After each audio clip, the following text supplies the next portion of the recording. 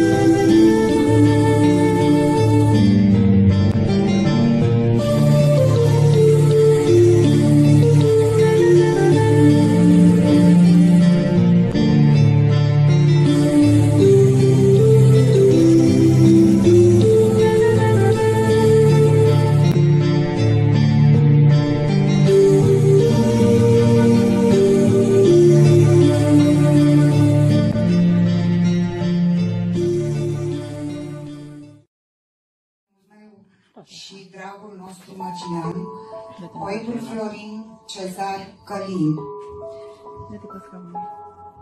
Aș vrea să-mi iertați emoțiile, pentru că mă aflu astăzi după o lungă perioadă în fața dumneavoastră.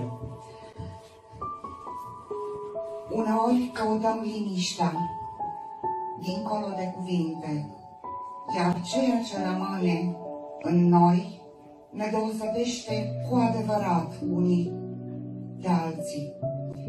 N-ai cum să fii de placul tuturor, căci nici ție nu-ți plac de alții.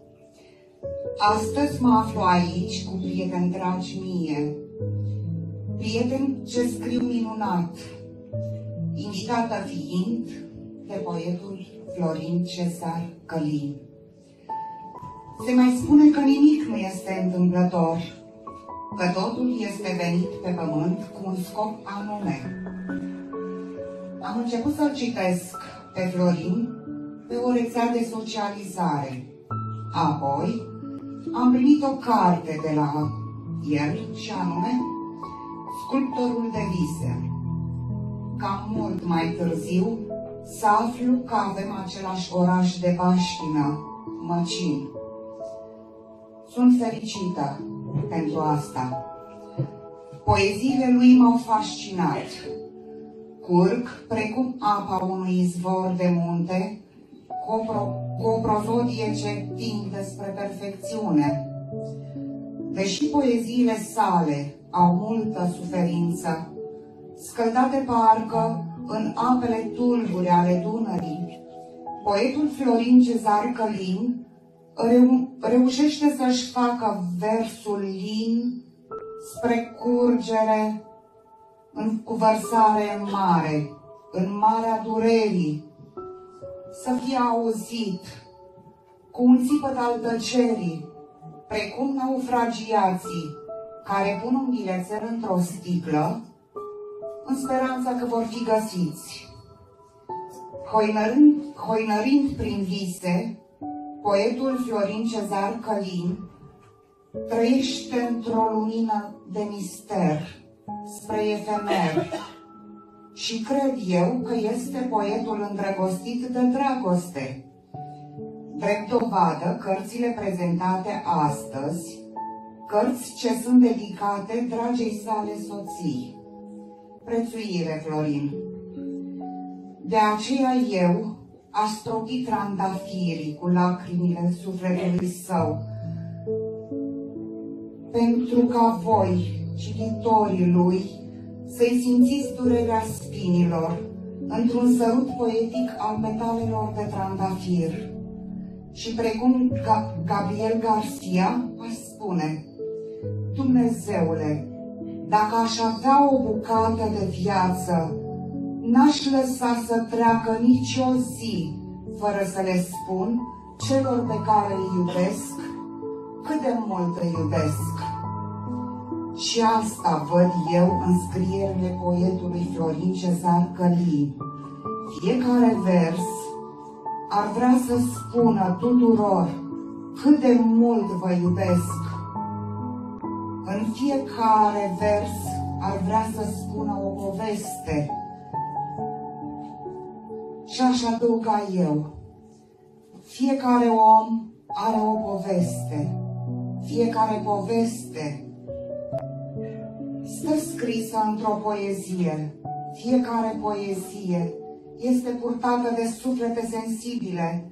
Fiecare suflet își găsește o stea în univers, iar fiecare stea devine un creator, iar eu, un muritor de rând, mă înclin cu respect în fața creatorilor de frumos și mă întreb: ce este poezia?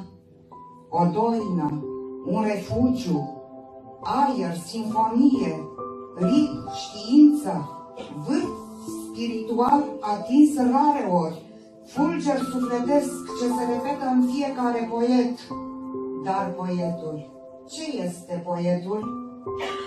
E îngerul vieții, care ascultă de liniștea tăcerii, de muza sa, ce îi alindă dorul, îi cheamă răsăritul, când visul soarde magia dintr-o clipă. Dar poetul rămâne o pradă a universului între lacrimi și durere. Onorată sunt să particip la lansarea de carte a poetului Florin Cezar Călin. Și aș mai adăuga: valoarea unui om se cunoaște prin ceea ce dăruiește, nu prin ceea ce așteaptă să primească. Iar tu ne dăruiești o parte din sufletul tău prin scrierile tale, iar noi, cititorii, îți mulțumim.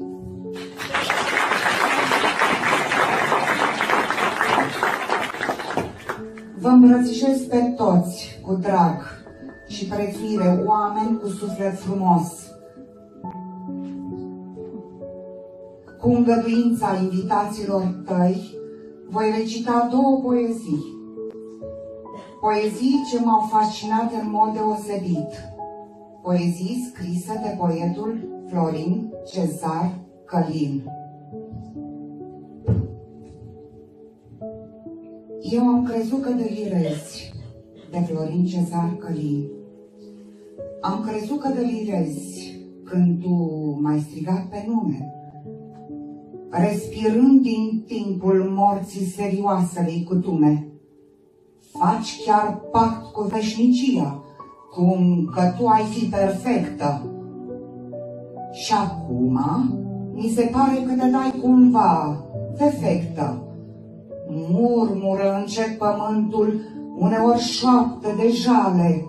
Noi, în nebunia sorții, cerem daune morale. Reîntors în ochii tăi, îmi văd anii tinereții, cum se duc încet, dar sigur, furând rolul frumuseții. Eu nu știu ce mi se întâmplă, de tristeți încep să țipe. Le-am sortat pe obiceiuri și acum pleacă în echipe. Am crezut că vor să moară, supărate în soarta mea, când colo fac șezătoare, zi de zi cu dragostea. Arșița în vara asta nu mai știe cum să doară. Sunt iubit omutul tău, poate pentru prima oară. Mă înveți să îți iubesc, visele și al tău cuvânt, să respect minciuna sorții, ca pe sfântul tău mormânt, adorabile mirosuri de parfumuri abstinente, le emani în întregime și apoi pe componente. Reîntors în ochii tăi după o lungă așteptare, eu revăd acum cu dânsii asta ca pe o favoare.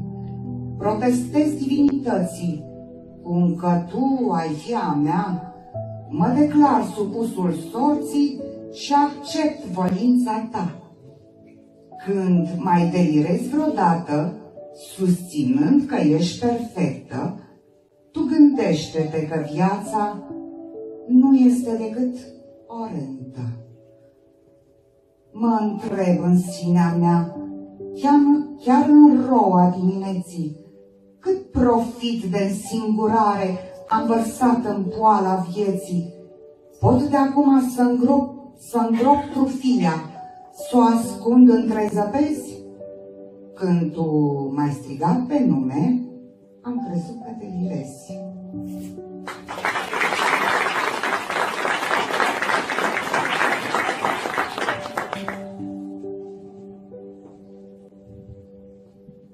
Am ales a doua poezie. Mi-a atras atenția în mod deosebit. Poetul Florin Cezar Călin a luat în primul său vers un motto, Lucian Blaga. Poezia se numește Rugăciune, rugăciunea unui suflet sinistrat. Doamne, Tu nu mă lăsa să fiu mulțumit de mine însumi. Acesta este motto Lucian Blaga. Doamne, Tu nu mă lăsa să fiu mulțumit de mine, căci eu știu cum e să alegi fericirea din ruine sau să-ți lași pe un mal în beznă toate visele avute, neștiind că bunătatea nu e tocmai o virtute. M-am gândit să-ți plătesc karma mea-n fulgere verzi, date-mi grija de zeiță, ce-a prezis, hai să le pierzi, dar un vraci de sentimente care zac într-un mormânt mi-a pus frica incompletă, ciop de vis din gând să-ți strâng. Mi-e teamă de-al tău strănut că mi împrăștie iar firea peste 4 continente, izgonind-mi fericirea. Da-i asorb din toți rărunchii, din paharul tău cu vin, dorul-ți care rătăcește momentan pe țărm străin. Sunt un aspru înveliș într-un suflet sinistrat, părăsit de rugăciune și sfințit de-al tău păcat, care nu cunoaște carte, dar știe ce e iubirea și ce înseamnă libertatea sau dreptul la fericire. Mă întreb, cum de se poate să nu-ți înțeleg dilema, dar în zbor sub cer de vise, cunoscându-le lor gena, și să le vorbesc muțească, dându-ți-le lor chiar pildă, că-ți porți conștiincioasă sentimentul de clamidă. Doamne, Tu nu mă lăsa să fiu mulțumit de mine, căci eu știu cum e să alegi fericirea din ruine sau să-ți lași pe un mal în beznă toate visele avute, neștiind că bunătatea nu e tocmai o virtute.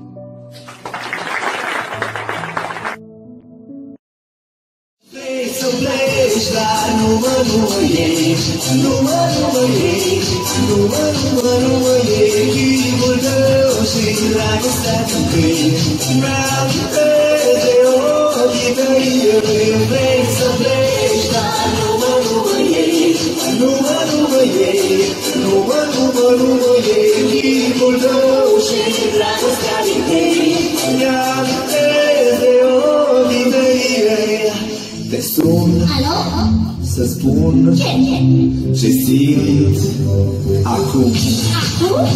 Alo, iubirea mea, sunt eu, fericirea. Alo, sunt chiar și eu, Picasso, ți-am dat bine și sunt voinic, dar să știi, nu șer nimic. Vrei să pleci, dar nu mă iei, nu mă iei, nu mă iei, chipul tău și dragostea din tei. Mi-amintesc de ochii tăi, vrei să pleci, dar nu mă iei, nu mă iei, nu mă iei, chipul tău și dragostea din tei. Mi-amintesc de ochii tăi, mai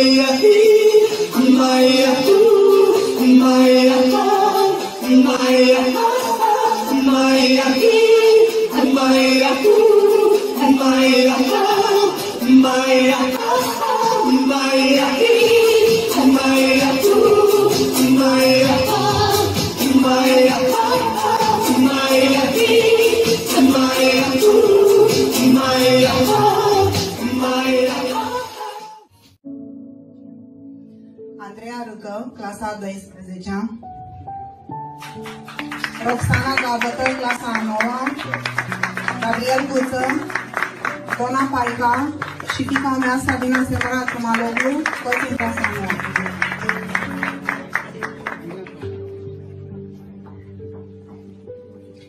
Vise în închisoare. Spune-i vântului să tacă sau să cânte vodevil. Tu nu vezi că muza-i moartă și mă plânge inutil? Adiere în ochii noștri sunt acum cuiburi de vulturi sau în zaia fete drame pângărite de săruturi. Noaptea asta este o spaimă, închisoare fără paznici și aduc moartea împătată de călugării obraznici. Am unelte de tortură și un vis chiar solidar, să te iau din tagma vieții și să-i te fac amnar. Spune-i dânsei să înceteze, fiindcă o lișează îngeri care vin acum ca oaspeți, chiar în ochii ei cei sângeri. Vreau parfumul tău pe loc, să mă scape de dorință, sau pune jandarmi la poartă, să o păzească cu credință. Am corupt de ieri lumina stelelor din ochii tăi, să pledezi în fața morții, că sunt iar două văpăi. Ne împotmolim nocturni, prunci cu false eleganțe, sufocând în mâna sorții spuza asta de speranțe. Ca să pară mai concretă, tragedia pământeană sângerezi acum în suflet și mă pui ades la rană. Să nu-mi spui că sunt identic cu orice dezmăț de-al tău, patronat întâia oară chiar de bunul Dumnezeu. Algoritmul tău e altul și mă tem că o să te doară, că într-o lume fără paznici faci iubirea de ocară. Vântului i-ai pus căpăstru, iar privirii felinare, ca să vezi în noaptea asta visele în închisoare.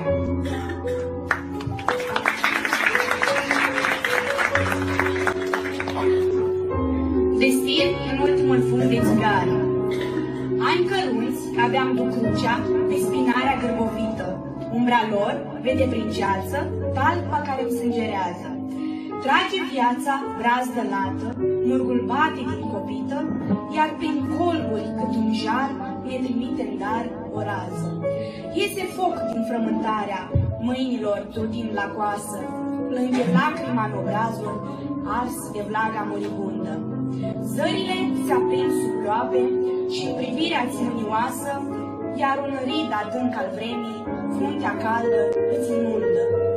Fiindcă anii tinereții au rămas de mult mister, un clondir din care soarta periodic se adapă. Visul pe care l-am avut ne devine efemer, trăgând storul peste el și pe-al nopților erată. Uribunzi în așteptarea timpului, fără orgolii, stau smeriți în purgatoriul dinastiilor apuse. Pradă deznădejdii mute, preîncălzită în sanatorii, ca o joncțiune a sorții cu speranțele distruse. Chiar misterul frunții tale mi-a îngreunat retina. Simți, încet, cum veșnicia, moartea în tine o sărută. Începând din zor de zi, vezi cum ți-a pune lumina zilelor și numai Hades de o vreme le dispută. Fantomatice dorințe ți-au interceptat privirea într-un vis îngrozitor cu imagini deformate. Pare un sindrom atipic să-ți mai bârti fericirea, fiindcă dânsa mi se pare că totul te dă la spate. Ca o gazdă, încă bună, fac eu morții o cafea, trag imaginar destinul, chiar de mânecă afară. Și în șoaptă întrebând-o, te-a venit ca să mă ia? Stau în pragul sorții mele, fumând ultima țigară.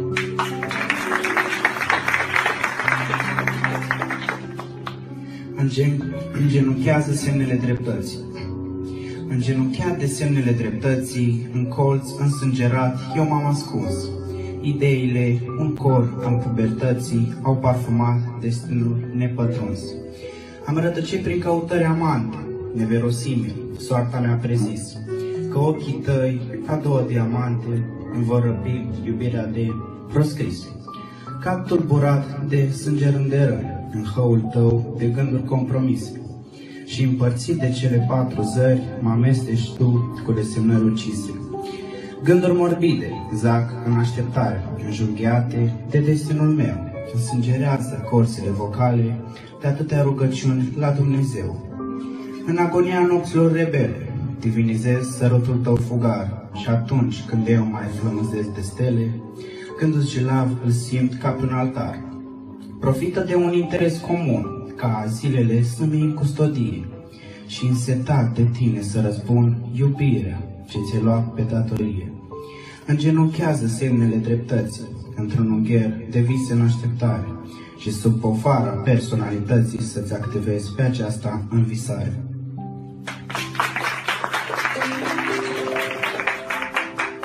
Visul din infern. Iau ciumul ploii tale și-mi deschid destinul, dintr-un sărut de tunet îți măsluiesc declinul. Mă îmbăt cu umbra ta, ce mi-a fost totem, văzând acum că rictus ți-e zâmbetul suprem. Iau bezna drept lumină și reciproca ei, nu cer pomană morții, nici ploaie de la zei. Mi te pictez de o viață, un veșnic curcubeu, și în brațe răstignit îl țin pe Dumnezeu.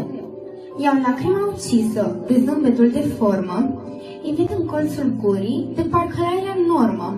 În urma ta rămâne adevărat coșmar, aprins de zorii zilei ca pe un felinar. Iau urma răzbunării ce duce la altar, vânând acele zile când te visam măcar, ucis printre avorturi și crime fără număr, încerc să-mi retezi iubirea chiar din număr. Dar ești în cap de listă tu, visul din infern, capitol nou să-ți fie sărutul meu etern. Eu îți voi ridica statuie în infinit, dintr-o piatră anume, aceea de granit.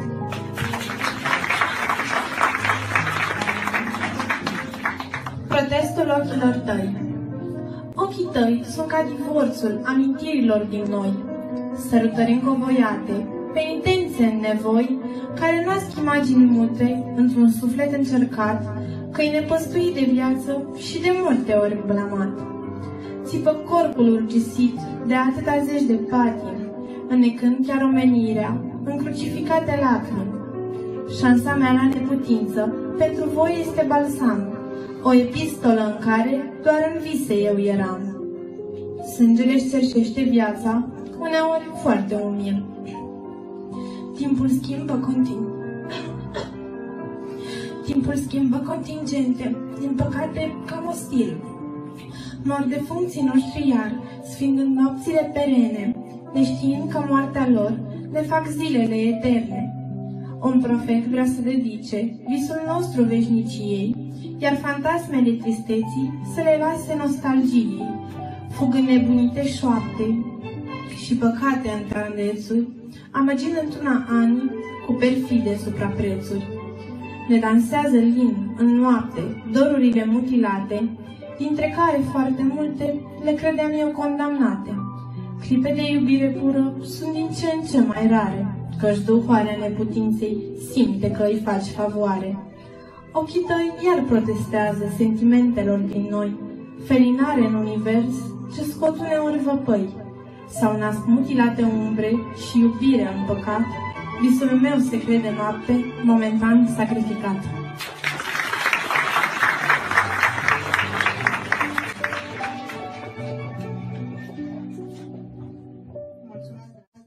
Este o piesă în sârbă.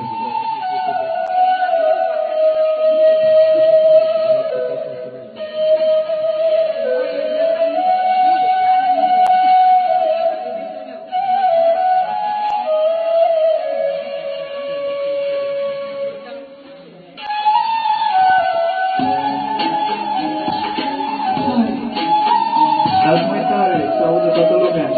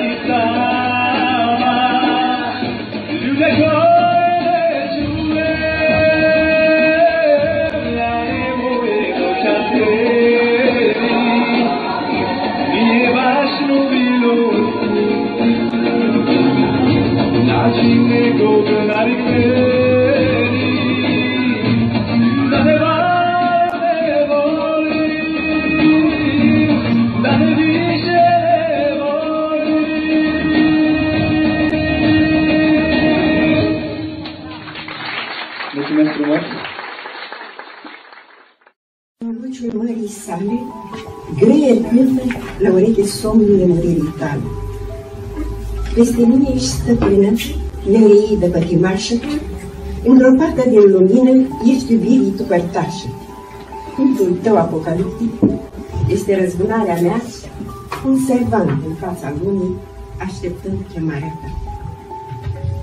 Vreme de un secol, două, am fost numai un complot. Acum simt că veșnicia singur nu o mai suportă. Ție în palma mâinii tale mii de vise ursitoare și-ți petreci periplul nopții printre stele căzătoare.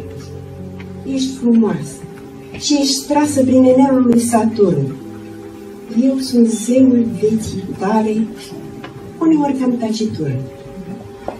Nu ai somn și nu ai pace de iubirii frământare, fiindcă viața netrăită ți-a fost numai nepăsare. Ars în focul unui vis frumusețea șanței tale, pregătită să-ți aducă 10.000 de osanare. Ochii tăi despică cerul cu lumini de supernove, luată de zbătăi de aripi rătăcite printre slove. Sorbi cu gura ta de doi ca apele în revărsare, și contempli tu un vis care simți că ea împloare. Eu, cu apa neîncepută-ți un șoaptă îndurerată, neștiind eu că iubirea o voi mai crea odată. Ți-aș dona miros de ambră din secretul unui vis și m-aș transforma într-o poartă ce duce spre paradis. Nu e lege mai presus decât este legea firii, muritori sau muritoare, suntem sclavii lemuririi. N-aș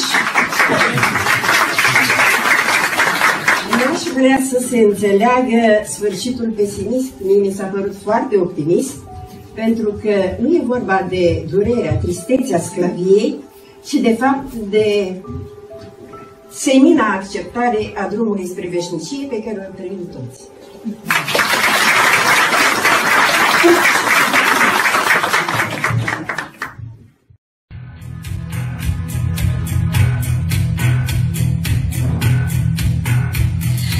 You and me, my heart's on fire.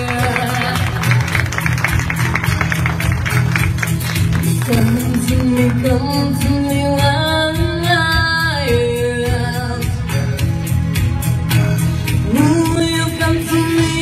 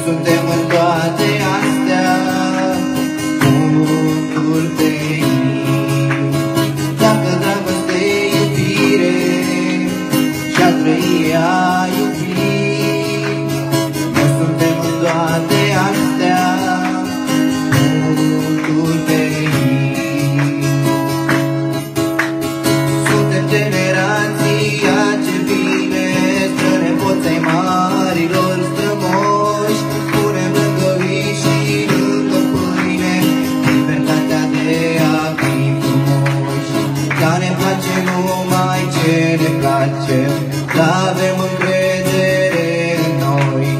N-avrem numai dragoste și pace, și nu-i luăm de lanțuri și război.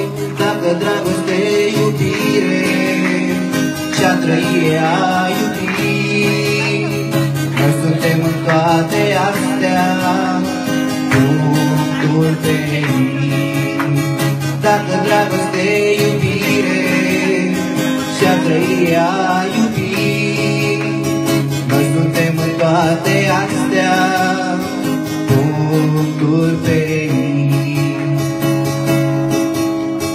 Bună dimineața, taică Noie, noi suntem acei ce vin discret și gustă secret cu ce nu e voie, interzic prostia prin decret. Azi dormim prea mult de dimineață și e multă treabă de făcut. Soarea risipirii e în viață, e adolescent, salut, salut. Dacă dragoste e iubire și a trăi e a iubi, noi suntem în toate astea punctul pe ei.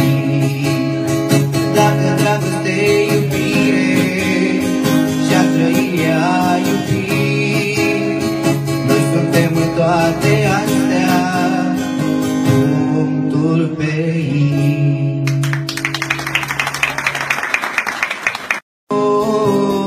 Facă voia ochilor, adă-bade ziua spusă, să mă văd la tine dusă și să nu mai fie dor, că ni greu inimilor.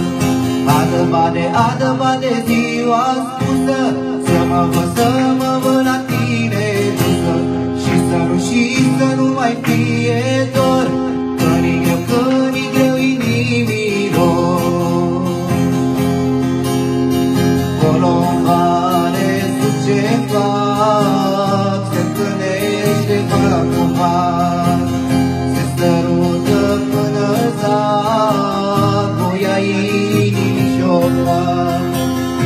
Adă-bade ziua spusă, să mă văd la tine dusă și să nu mai fie dor, că ni greu inimilor.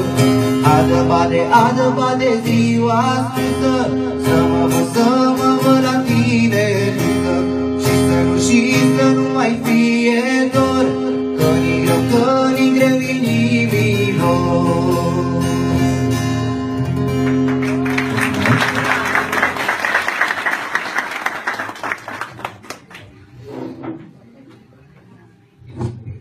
Mulțumesc, Dragoș, pentru emoția pe care ne-ai adus-o în suflete. Cred că v-ați simțit ca pe vremea liceului, când ascultam Cena cu flacăra, nu?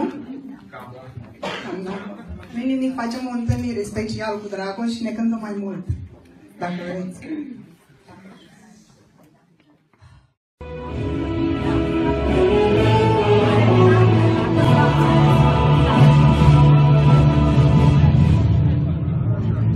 Acum, pentru că sunt sora cea mai mare și trebuie să am ultimul cuvânt, el intre bine în cap băiatul, vă mulțumim din suflet.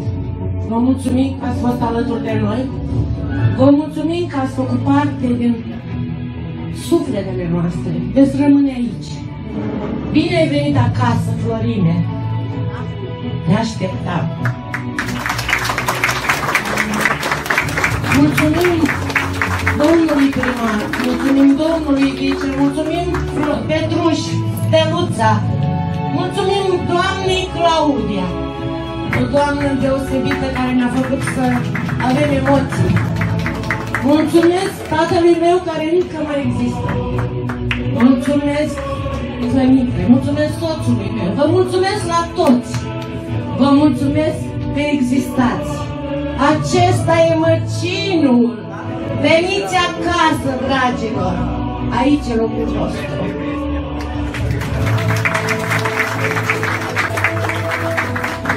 Vă rog să rămâneți să serviți o feliuță de tot. Da, din tortul învingător. Thank you.